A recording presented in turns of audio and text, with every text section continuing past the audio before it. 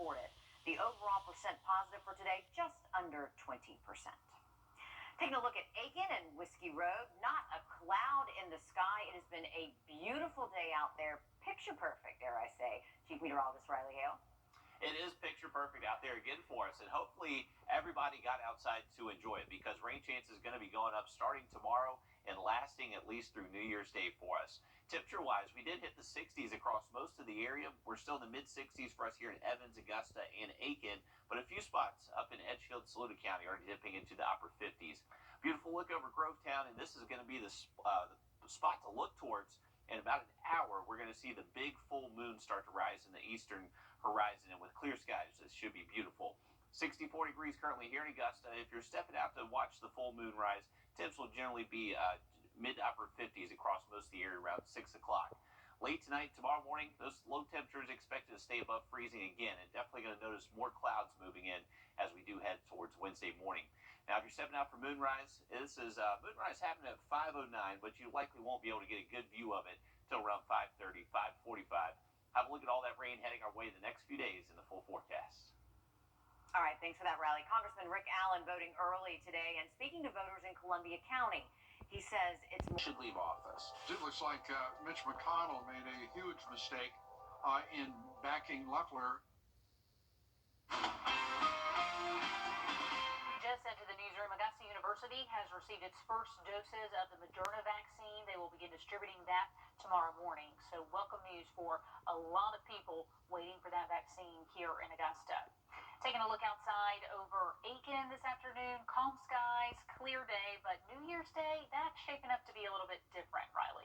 Unfortunately so, Laura, we are expecting to bring in the new year, unfortunately, with a very strong cold front that is now bringing some wintry weather out across the Midwest and potentially even some storms across the plains.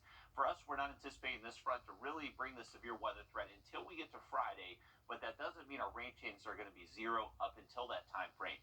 On Wednesday, we're already going to start to see cloud cover pretty much drape across the entire area by tomorrow morning, and there is going to be the risk for some scattered light showers throughout the day Wednesday as wedge conditions just set up shop.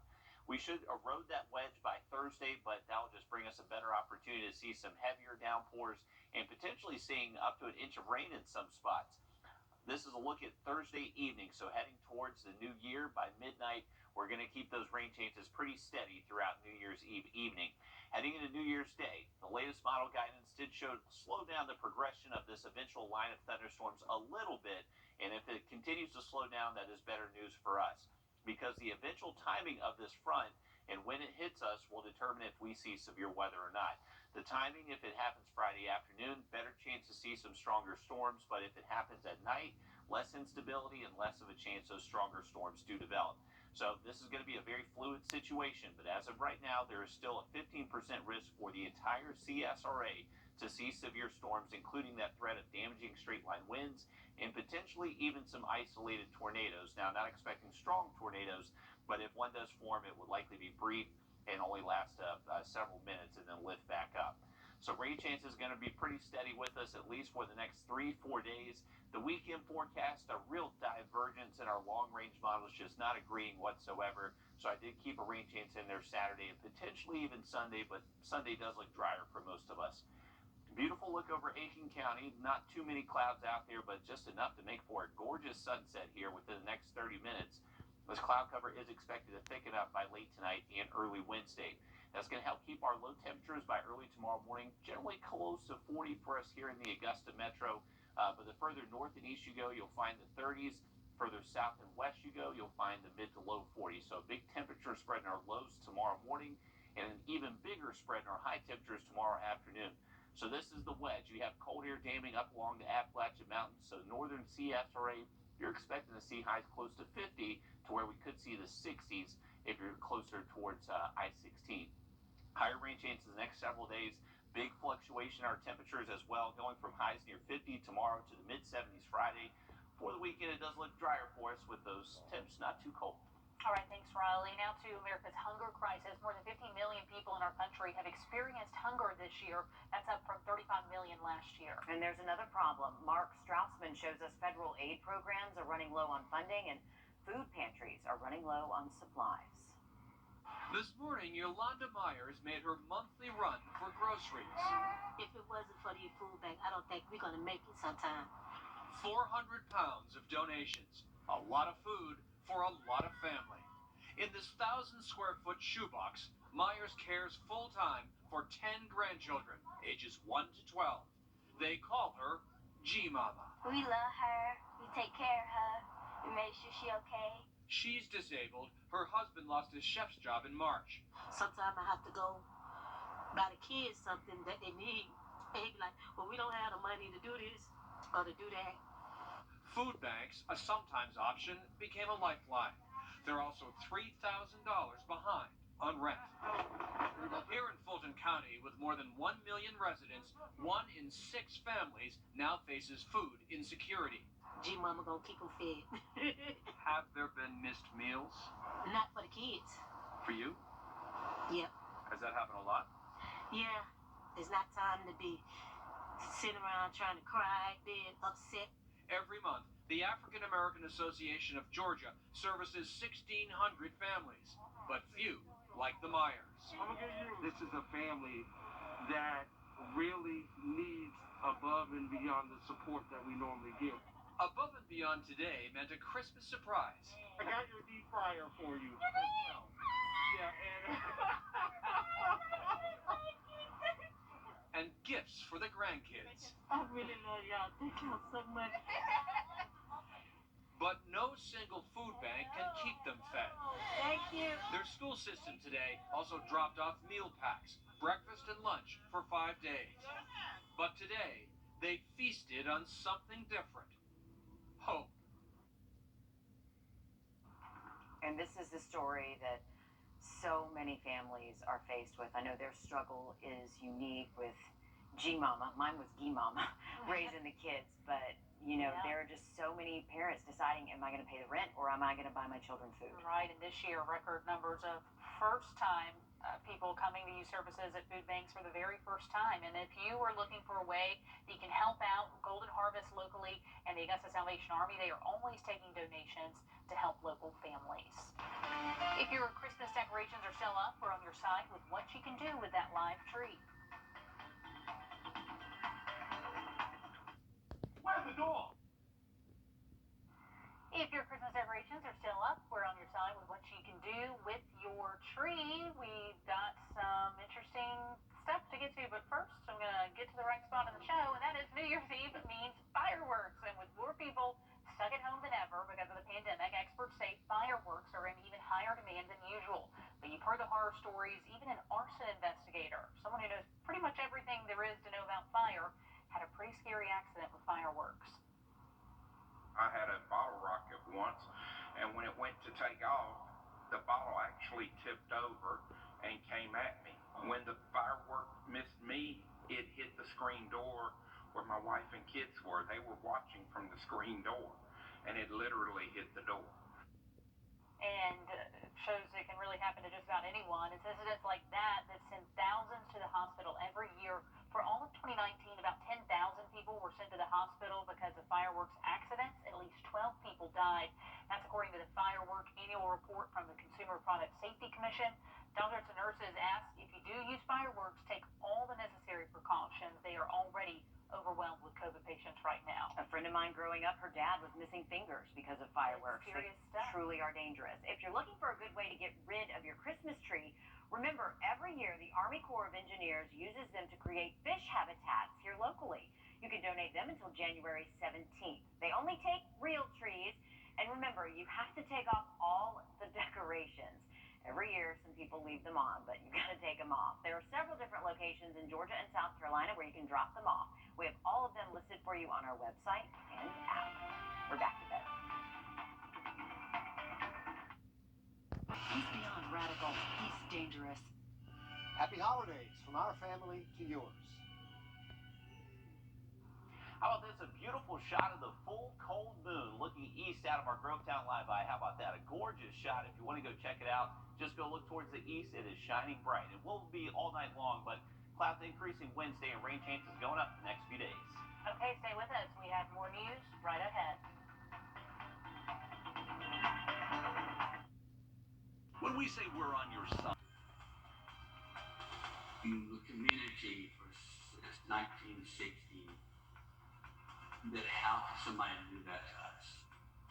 Plus, in a time we're seeing a shortage of nurses, one woman says she's done everything she can to get back on the front lines. Why officials say there's a delay in approving licenses. But for tonight, our local nursing homes and long-term care facilities are waiting for doses of the coronavirus vaccine. Georgia Governor Brian Kemp just announcing those shipments to more than 600 locations across the state. It comes as Augusta University received its first shipment of the Moderna vaccine. Health officials there say they'll start administering it tomorrow. So far, none of our local centers know when they'll be getting or administering either the Pfizer or Moderna vaccine, but knowing it's coming brings a bit of hope. Talking through a window, having a drive-by parade, even meeting through a distance outside, it's not nearly enough connection for the Taggett family. Hugging her, miss being able to embrace her. So I'll be glad when it's over. I will definitely be glad where I can grab my mom and hold her again. Daughter Teresa and granddaughter Shakiria have watched COVID create a void they have not quite been able to fill for their loved one, 75-year-old Julia.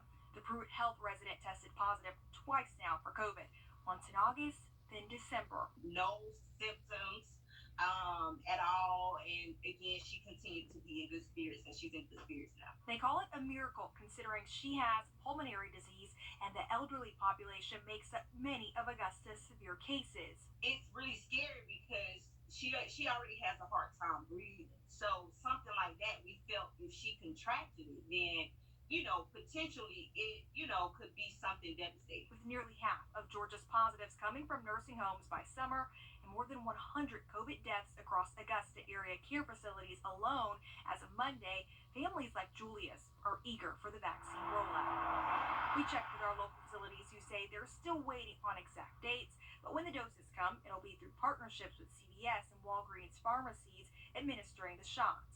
She's getting ready to turn 76. That's a whole big milestone. So yeah, she needs it first. The state says doses will be added to Georgia's more than 600 care facilities in the coming weeks. Despite specific schedules not being set yet for all of our local sites, families like this argue there's at least a timeline of hope. That encouragement still in these tough times to let them know it's okay and we're still here and we're going to be at the end of this thing when it's all over. And while we wait for this phase of doses, Georgia officials are already prepping for the next round, which is set to include folks like police, firefighters, and teachers. New tonight, we're learning Augusta's CAVE task force will no longer be active starting tomorrow. That's the group that investigates crimes against the vulnerable and the elderly. The CAVE task force director, William Loomer, says he hopes the incoming administration picks the program back up because of the important role they play in protecting those groups of people. But incoming District Attorney Jared Williams tells us this is news to him. He says he never authorized the task force to disband in the first place and that only the current administration would have authority to do that. He says he takes office January 1st and he will assess all the programs after that time. In the task force's 4 years of service, it's tackled more than 60 arrests. It's made 60 arrests and moved 120 people to safety. Governor Kemp touring the Georgia Congress Center today, where in 24 to 48 hours, it'll reopen as a COVID overflow facility. The center will take up to 60 patients. As cases continue to rise in the Peach State, Governor Kemp says do not hesitate to get tested. But if you have any doubt about that, get tested. Post-holiday, don't go home and spread this virus to your parents or grandparents or a medically fragile person, and let's help flatten the curve, stop the spread, and get these numbers going in the opposite direction on our COVID patients in hospitals. The Georgia Congress Center is also holding 60 days worth of PPE, which will go to hospitals and nursing homes across the state. Taking a look at COVID cases across the two-state, in Georgia, more than 5,900 cases today. That's more than 2,700 new cases since yesterday. 41 more people have died. And in South Carolina, more than 2,200 cases. That's almost 700 more cases since yesterday. 22 more people have died in the Palmetto State. Taking a look outside over the for us here in Augusta. More clouds expected Wednesday and bringing back that chance for rain. A lot to talk about in that full forecast coming up. For months, we've told you about a nursing shortage in our local hospitals. But one local nurse tells us she's begging to get back to work. As our Celeste Springer reports, the problem is a delay at the state level. Many of our local hospitals have been facing nursing shortages, but one local nurse tells me she has no heat and no water. And according to her, it's because her application for her license has been delayed by the Secretary of State's office. They'll tell me, give them 3 days. And I kind of told them I don't have 3 days. I'm out of time. Donna Morton says she applied to renew her nursing license back in October. I've been going 2 months with no money. She says it hasn't been processed yet, despite the need for nurses. The Georgia Secretary of State admits there's been delays getting nurses and scrubs. They tell us in a normal year, processing takes about 7 business days. They say on average, it's around 15 business days now. Nowhere near as long as Morton says she's been waiting. I've done my time. I turned in all my documents and to no avail. I still don't have my license. A frontline worker of 20 years who spent Christmas in a hotel room. The Secretary of State's office says they've processed 962 licenses for registered nurses since December 1st. They say the biggest thing causing delays for nurses is the large amount of temporary licenses for new graduates and out-of-state nurses. Since the pandemic, they say they've processed more than 5,000 of those. I've written plea letters. My employer, she's written plea letters. For Donna, all she wants is to join the growing list of nurses who are back with their patients. To me, it's a simple solution. Let me work. The Secretary of State's office says there's a couple things you can do to alleviate those long wait times. They say, first of all, don't resend documents unless asked. They also ask you to avoid calling the day after submitting your application to check on its status. In Augusta, Celeste Springer on your side. And we also found the processing delays are not just an issue here, it's nationwide. According to the California Secretary of State's office, their average processing time right now is up to 3 months. Congressman Rick Allen had the polls to Alexis Simmons.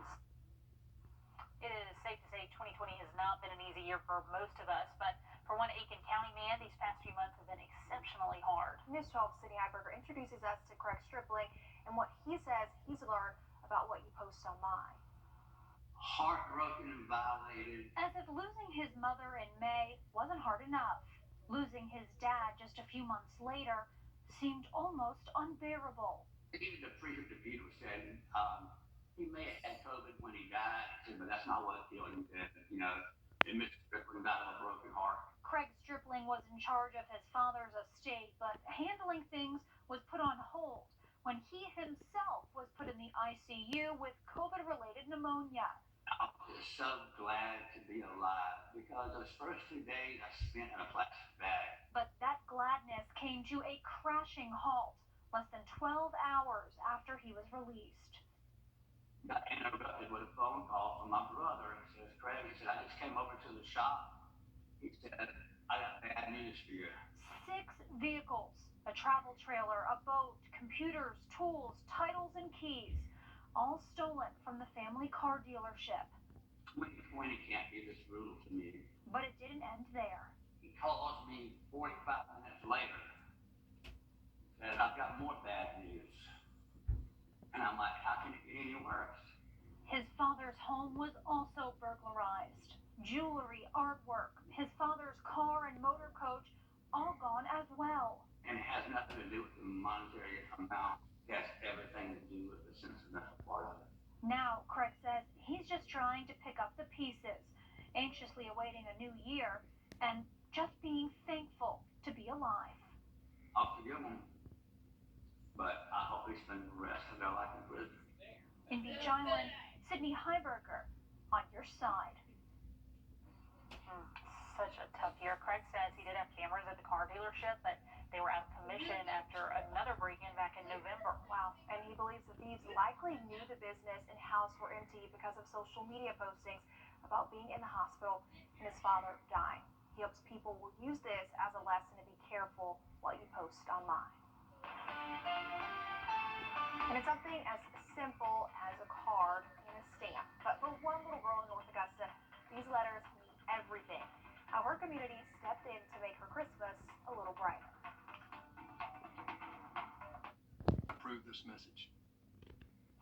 It is the season of giving in a tough season, and we know when times are tough, it can be the little things that really go a long way. That's the case for one little girl in North Augusta who just experienced her first Christmas without her father. Our Wrdw shows us how the entire community stepped in to help her smile.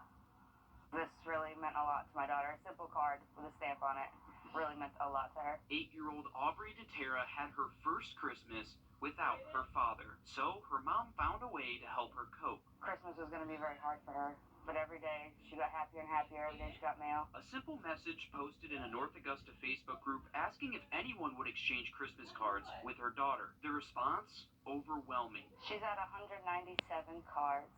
And counting. She got 34 yesterday, and they keep coming. Was it 44? Yeah. 44 yesterday. She says it's helped her smile and laugh during a difficult time. It makes me really happy to see all of these people sending me cards.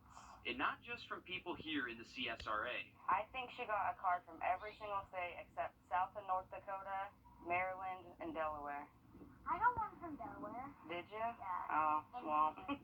Those letters include things like cardinals, which remind her of her dad. People told their stories of how they've lost family members during this COVID and that she wasn't alone, and I think it really helped her understand that it does happen to everybody. And says gestures like these brings people together. It's really nice to me in a time that I felt so alone, that we weren't alone, and a lot of people actually cared to know that all these people did the same for my daughter. It was really heartwarming. They say they will continue this new tradition to help other kids in need. Since I've realized the pages that have outlets for children to receive cards just to lift up their spirits for anything that they're going through, that we can do that for other kids.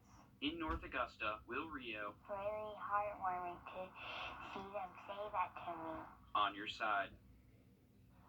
So glad this little girl got so much mail, and this is a look at 24 more letters Aubrey just got in the mail today. That puts her at more than 200 cards from all across the country, people thinking about her in every single state. Just the sir we need it. Her mom says Aubrey is now best friends with their neighborhood mail lady, and they're continuing to write back to every single person who sent a letter. And keeping the giving back theme going, here's a way to give back while you play video games. Now that we've got your attention, that is the idea behind the Salvation Army's newest fundraiser. Starting January 2nd, they're going to be holding a series of video game tournaments as a way people can donate and fill those red kettles from home. And here's how it'll work. There will be a Fortnite and a Rocket League tournament every Saturday for 6 weeks, starting the 2nd. Costs $15 to $20 per person to enter each tournament. There will be first, second, and third place cash prizes each week. So moms, talk to your kids, talk to your husband. You could win some cash out of this, all while giving back. If you're interested, we have the link to register online at wrdw.com. Taking a look outside now, it's been